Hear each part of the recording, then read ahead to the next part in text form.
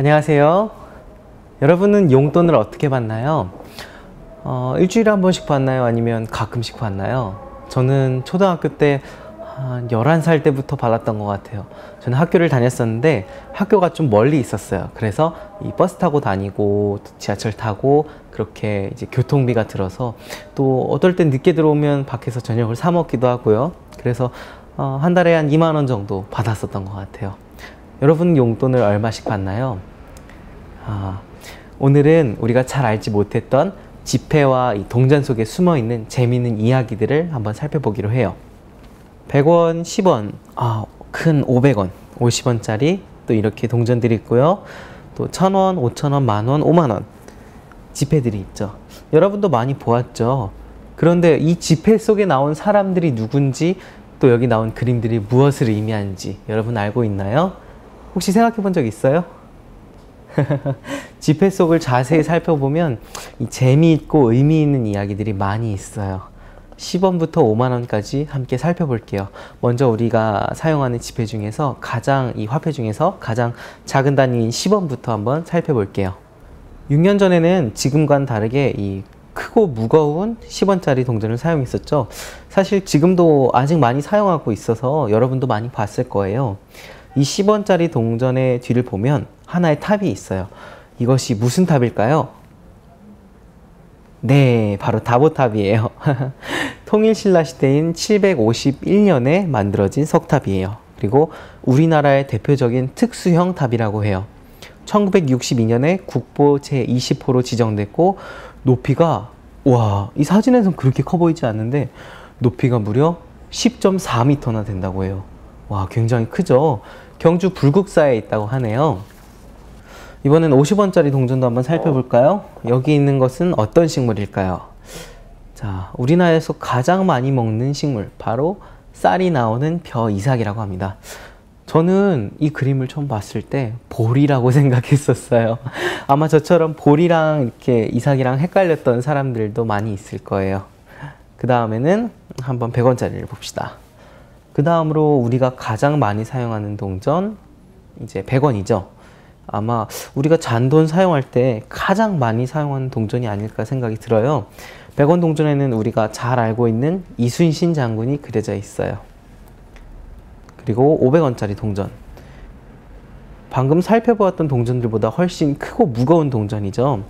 500원이에요. 여러분, 500원에 흔히 알지 못하는 재미있는 사실 한 가지가 있어요. 이 500원짜리 동전을 돌리면, 이렇게 바닥에 돌리면 어떤 쪽으로 이렇게 위에 올라간 확률이 더 높을까요? 자, 돌려봅시다. 항 모양이 나왔어요. 학의 그림이 나왔죠. 보통은 이렇게 돌리고 나면 학이 나올 확률이 반이라고 생각하지만, 우리 생각과는 다르게 학이 나올 확률은 무려 70%라고 해요. 신기하죠? 그 이유는 동전을 자세히 보면 알 수 있어요. 이 학이 있는 쪽으로 테두리 부분이 이렇게 튀어나온 걸 여러분이 볼 수 있을 거예요. 자세히 보면. 그리고 이 부분에 이제 둘려져 있는 이 테두리가 이 숫자면보다 공기 마찰을 더 많이 받아서 이 학이 있는 면이 위로 가게 이렇게 약간 기울어지면서 돈다고 해요. 자, 이번엔 지폐로 넘어갑니다. 1000원입니다. 1000원에는 조선시대 철학자 퇴계 이황 선생님이 그려져 있어요. 그리고 왼쪽에 보면 벚꽃이나 무궁화처럼 보이기도 하는 이 매화꽃이 있어요. 그리고 뒤에는 건물은 이 명륜당이라는 고려시대부터 조선시대에 걸쳐서 이 유학을 가르치던 강당이에요.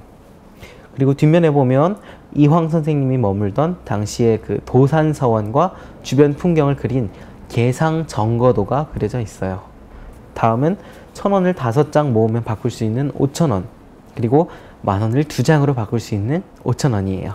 앞면에 조선시대 정치가이며 철학자였던 이 율곡 이이 선생님이 그려져 있네요. 이 뒤에 보이는 건물은 율곡 이이 선생님의 집인 오죽헌이에요. 오른쪽 아래에 이 사진이죠. 이 오죽헌인데요. 이곳이 뒷장에 보면 이 이이 선생님의 어머니인 신사임당의 그림이 또 그려져 있다고 하네요. 그 다음에 우리가 잘 알고 있는 이 세종대왕이 나오는 만원이에요. 앞면에는 세종대왕과 조선시대 병풍으로 많이 쓰였던 그 1월 오봉도가 그려져 있어요. 그리고 여러분 눈에 이 한글이 혹시 보이나요? 이것은 그냥 한글을 적어 놓은 것이 아니라 용비어천가라는 시의 일부를 적어 놓은 거예요. 용비어천가는 한글로 엮은 최초의 책이에요. 우리나라 이 보물 제1463호로 등재되어 있어요. 뒷면에는 세종대왕 시대에 있었던 조선시대에 가장 유능했던 과학자 누구일까요? 저는 이 과학자를 초등학교 때 가장 좋아하는 사람이었어요. 누굴까요? 장영실이죠. 네, 장영실이에요. 과학자 장영실이 만든 혼천의가 있어요.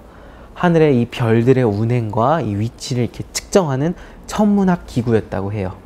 천문시계의 역할을 했던 거죠. 자, 한 가지 만원권과 5만원권에서만 볼 수 있는 재미있는 사실 한 가지 볼까요? 자, 이 세종대왕의, 여러분도 한번 집에서 살펴보세요.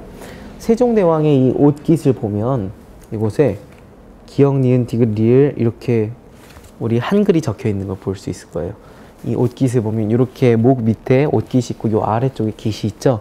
요 아래를 보면 기역, 니은, 디귿, 리을, 미음, 비읍, 시옷, 이응 이렇게 글자들이 쭉 적혀 있는 걸 볼 수 있어요.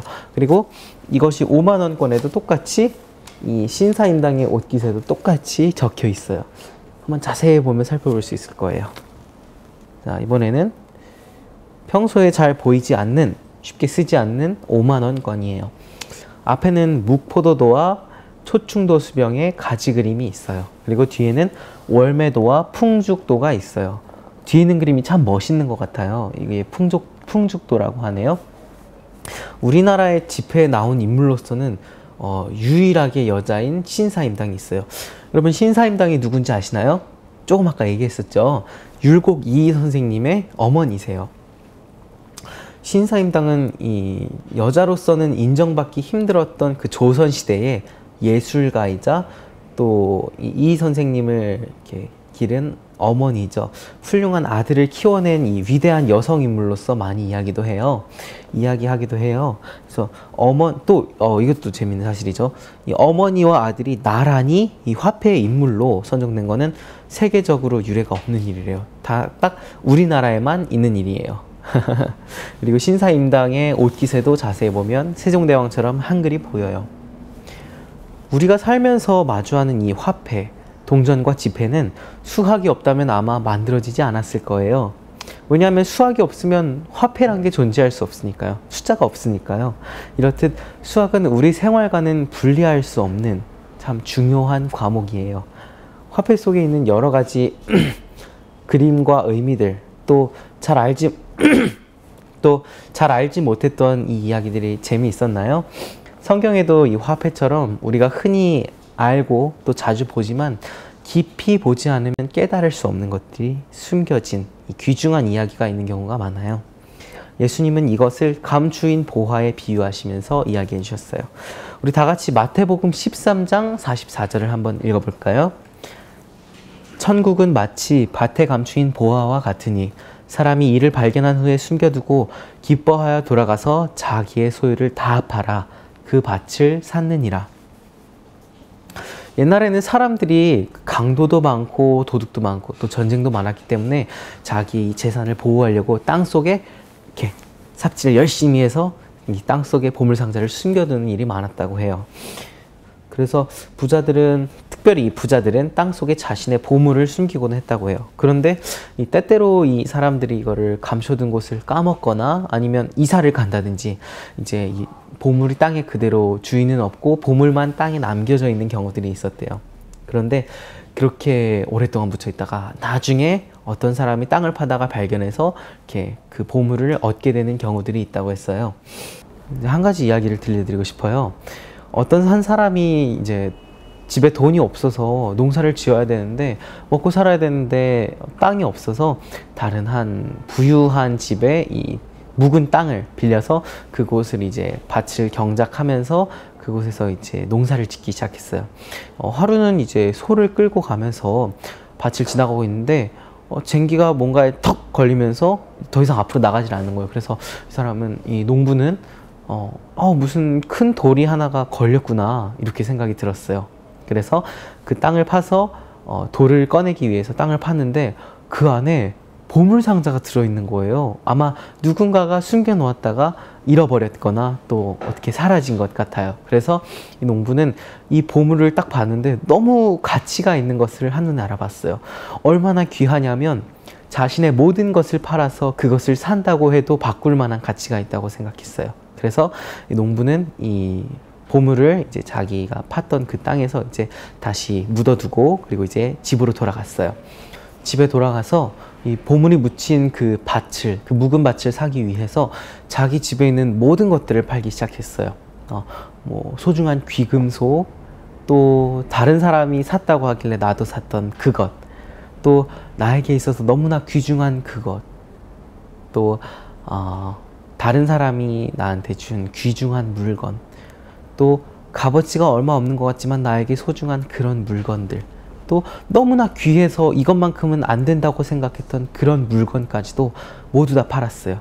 모두 다 팔아서 이제 다시 그 밭을 사기 위해서 나아가고 있었어요. 그런데 이 밭을 사려고 하니까 가족들이 걱정했어요. 아내는 우리 남편이 갑자기 모든 물건을 팔고 왜 저 밭을 사려고 하지? 여보, 왜 그러는 거예요 도대체? 그러지 마세요. 이런 이야기를 들었어요. 또 아이들이 그랬어요. 아빠 왜 그러세요? 갑자기 왜 그러세요? 뭐 때문에 그 낡은 밭을 사려고 하세요? 그런 이야기를 했어요. 그러나 이 농부는 그것들을 이야기를 할 수는 없었어요. 왜냐하면 그 안에 보물이 묻혀져 있는 비밀을 아무한테 얘기할 수도 없었거든요. 그래서 단지 그냥 농부는 그 이야기에도 굴하지 않고 그냥 자기의 가진 모든 것들을 팔아서 그 밭을 사려고 했어요. 또 이웃 사람들도 얘기했어요. 저기 농부 아저씨는 미쳤나 봐. 왜 저런 걸 사려고 하지? 저런 묵은 땅은 정말 값어치가 없는 땅인데 왜 자기 것을 다 팔아서 그 땅을 사려고 할까? 그런 생각을 했어요. 그런데 이 농부 아저씨는 그 이야기에도 굴하지 않았어요. 왜냐하면 이 보물이 얼마나 소중한 것인지 잘 알고 있었거든요. 그래서 이 농부 아저씨는 다시 이 밭을 사기 위해서 모든 것들을 다 팔고 그 밭에, 묵은 밭의 주인에게 나아가서 모든 것들을 주고 그리고 그 밭을 샀어요.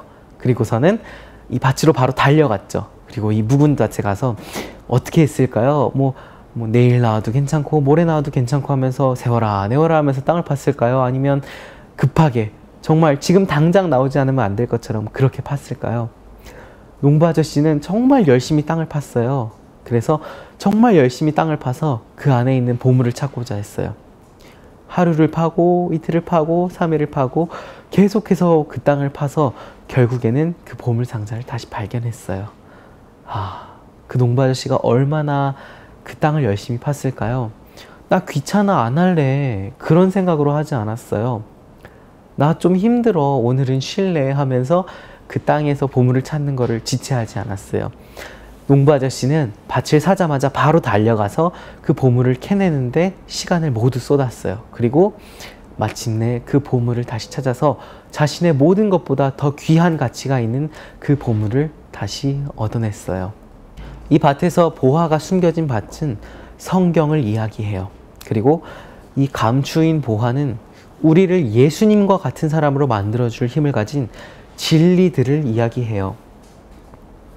어떤 사람은 그 밭에서 농사를 지었을 거예요. 또 어떤 사람은 그 장소를 지나갔을 수도 있어요. 어떤 사람은 또 그 나무 뿌리 밑에 그 보물이 숨겨져 있는지도 모르고 거기서 쉬다 갔을 수도 있어요. 또 어떤 사람은 그 나무 아래서 쉬면서 그 땅에서 이제 며칠간 앉아서 지내고 며칠간 거기서 쉬면서 갔을 수도 있어요. 하나님께서는 하나님의 진리를 사람들에게 감추지 않으세요. 단지 사람들이 그것을 보고 싶은 마음이 없기 때문에, 찾고 싶은 마음이 없기 때문에 그것을 볼 수가 없는 거예요. 우리가 지폐를 자세히 보면 여러 가지 새로운 이야기들과 또 재미있는 이야기들, 또 의미 있는 교훈들이 들어있었어요. 마찬가지로 성경에도 우리가 그냥 지나치면 지나가고, 또 우리가 귀하게 생각하면, 연구하면, 또 계속해서 찾아 나선다면 우리가 발견할 수 있는 중요한 교훈들이 담겨져 있어요. 이제 여러분은 이 화폐에 그려진 사람이 누구인지, 또 무엇들을 의미하는지 이제 설명할 수 있어요.